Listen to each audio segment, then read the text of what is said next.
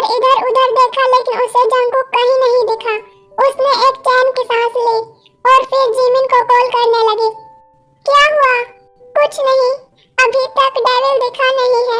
Chill कर यार, तूने थोड़ी ना कुछ किया है। जो किया है भाई ने किया है, और वैसे भी तेरी कोई गलती ही नहीं है, इसलिए उनसे डरने की कोई जरूरत नहीं है।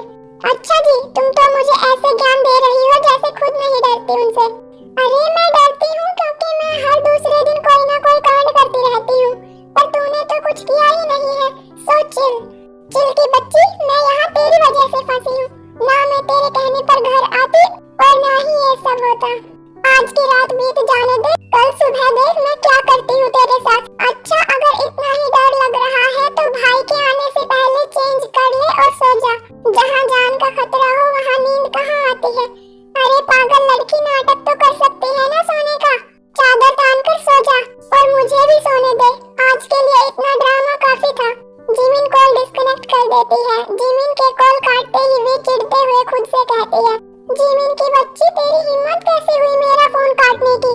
सुबह होने दे, फिर बताती हूँ तुझे। ये कहते ही वी चेंज करने चली गई। जंगकुक अपने स्टडी रूम में बैठकर कुछ काम कर रहा था। तभी उसके पास जेहोक का कॉल आया। जंगकुक के कॉल पिक करते ही जेहोक कहता है, सर जेनी अपने बॉयफ्रेंड के पास गई है। मुझे लगता है वो उस रात के लिए आपको ब्लैकमेल कर सकती है। करने दो, फिर उसके साथ जो होगा वो उसे बर्दाश्त नहीं कर पाएगी। उसने जियोन जंगकुक को कम आंकने की गलती कर दी है। तो सर अब आगे क्या करना है? सबसे पहले जी चैन के बारे में जितने भी प्रूफ है सब क्राइम डिपार्टमेंट को दे दो एंड मेक श्योर कि सजा लंबी हो। सर, इस जेनी का क्या करना है? उसे जो करना है करने दो। उसके बाद तुम्हारे पास जो फोटोज हैं उन्हें लीक कर देना। उसे भी तो पता चले कि वो उस रात असल में थी किसके साथ। ठीक है सर। उसके बाद जंगकुक ने कॉल कट कर दिया और काम पूरा करके अपने रूम में चला गया। रूम में आते ही उसकी नजर सीधे वी पर गई, जो कि अपने आप को ऊपर से नीचे तक पूरा कवर करके सो रही थी। जंगकुक ने उसे ऐसे सोते हुए देखकर स्माइल किया और चेंज करने चला गया। उसके वापस आते ही वी ने खुद से कहा, ओह गॉड, पता नहीं क्यों आज रात नींद भी नहीं आ रही है। मैंने सोचा था कि इस डेविल के आने से पहले ही सो जाऊंगी। वी ये सब सोच रही थी कि तभी जंगकुक आया और वी के बगल में लेटकर उसी की कम्बल को अपने ऊपर डाल लिया। उसके ऐसा करते ही वी की हार्ट बीट बहुत तेज हो गई। जंगकुक उसकी हरकतों से समझ गया था कि वी सिर्फ सोने का नाटक कर रही है। तभी जंगकुक ने वी पर से कम्बल को हटा दिया। उसने अपनी आंखें कसकर बंद कर रखी थी और अब भी सोने का नाटक कर रही थी। ओह गॉड, ये क्या हो रहा है? मुझे इनके रूम में आना ही नहीं चाहिए था। जिमिना, कहाँ हो यार? प्लीज बचा लो मुझे। जंगकुक कुछ देर तक वी को ऐसे ही देखता रहा और फिर उसके कान के पास जाकर बोला, मुझे पता है तुम सोने का नाटक कर रही हो। यार वी, तुझे तो सोने की एक्टिंग करनी भी नहीं आती। अरे जब कॉलेज में सब कह रहे थे कि ड्रामा क्लब ज्वाइन कर ले तो क्यों नहीं किया? कुछ सीख जाती तो आज इस डेविल से बच तो जाती। जब जंगकुक ने देखा कि वी अब भी आंखें नहीं खोल रही है तो उसने वी के माथे पर किस कर लिया। उसके ऐसा करते ही वी ने अपनी आंखें खोल ली। वी ने पहली बार जंगकुक को इतने करीब से देखा था। ये डेविल तो है, लेकिन हैंडसम डेविल है। मुझे देखना बंद करो, मुझे देखने के लिए सारी उम्र पड़ी है, इसलिए अभी सो जाओ। जंगकुक के ऐसा कहते ही वी ने अपनी आंखें बंद कर ली। जंगकुक वी को हग करके सो गया। ये मेरी जिंदगी की सबसे खूबसूरत सुबह है क्योंकि आज तुम मेरे पास हो। जंगकुक ने वी को धीरे से साइड में लिटाया और फ्रेश होने चला गया। वी अभी भी आराम से सो रही थी, जैसे कुछ हुआ ही ना हो। कुछ देर बाद जब जंगकुक फ्रेश होकर वापस आया तो देखा कि वी अभी भी आराम से सो रही थी, लेकिन अब उसकी पोजीशन उल्टी सीधी हो गई थी। जंगकुक ने वी के पास आकर उसके माथे पर किस किया और बोला, गुड मॉर्निंग प्रिंसेस। इतना कहकर जंगकुक नीचे हॉल में चला गया। बेटा तुम बैठो, मैं ब्रेकफास्ट लगा देती हूँ। इसकी कोई जरूरत नहीं है मिस जियोन। तुम आज कहाँ जा रहे हो जंगकुक? ऑफिस। लेकिन बेटा तुम्हारी कल ही शादी हुई है और आज तुम ऑफिस जा रहे हो। अभी शादी की कई रस्में बाकी हैं। कैसी रस्में? बहुत सी रस्में होती हैं और आज वी की मुंह दिखाई है। वी की मुंह दिखाई नहीं होगी। मैं नहीं चाहता कि वी के बारे में किसी को भी कुछ पता चले। नहीं होगा। जंगकुक सही कह रहा है माँ, अभी वी के लिए ये सही नहीं है। वो अभी बहुत छोटी है, उसमें ज्यादा समझ नहीं है, वो बाहर के लोगों को हैंडल नहीं कर पाएगी। ठीक है, अगर तुम सब यही चाहते हो तो नहीं होगी मुंह दिखाई, लेकिन पहले रसोई की रस्म और एक पूजा करवानी है, वो तो कर सकते हैं ना। ठीक है लेकिन हमारी नई बहू है कहाँ? पक्का घोड़ा तबेला बेच के सो रही होगी। और क्या कहा आपने, रसोई की रस्म? वी अच्छे से पानी गर्म कर ले, वो उसकी मेहरबानी है। जंगकुक सबकी बातें सुनकर अपने रूम में चला गया। उसने अंदर आकर देखा तो जिमिन ने जो कहा था वही हुआ। वी अभी भी आराम से सोई हुई थी। वी उठ जाओ, सुबह हो गई है, बस थोड़ी देर और प्लीज। नहीं, अभी उठो। लेकिन फिर भी वी नहीं उठी तो जंगकुक उसके पास गया और चादर खींच ली। हिम्मत कैसे हुई मेरे ऊपर से चादर हटाने की? क्या कहा तुमने अभी? कुछ नहीं, सॉरी, मुझे नहीं पता था कि ये आप हो।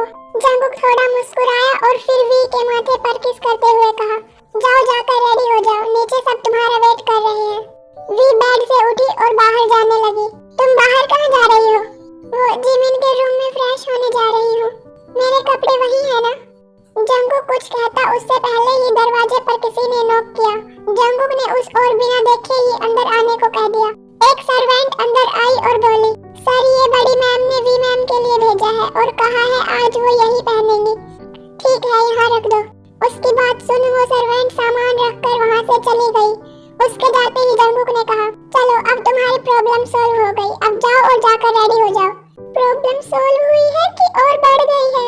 मुझे तो साड़ी पहनना आता ही नहीं, अब क्या करूं? जिमिन को बुलाती हूँ। नहीं, जिमिन को बुलाया तो जितना मुझे आता है वो भी भूल जाऊंगी। ओह गॉड, कहाँ फंसा दिया आपने? क्या हुआ, अब जाओ रेडी होने के लिए।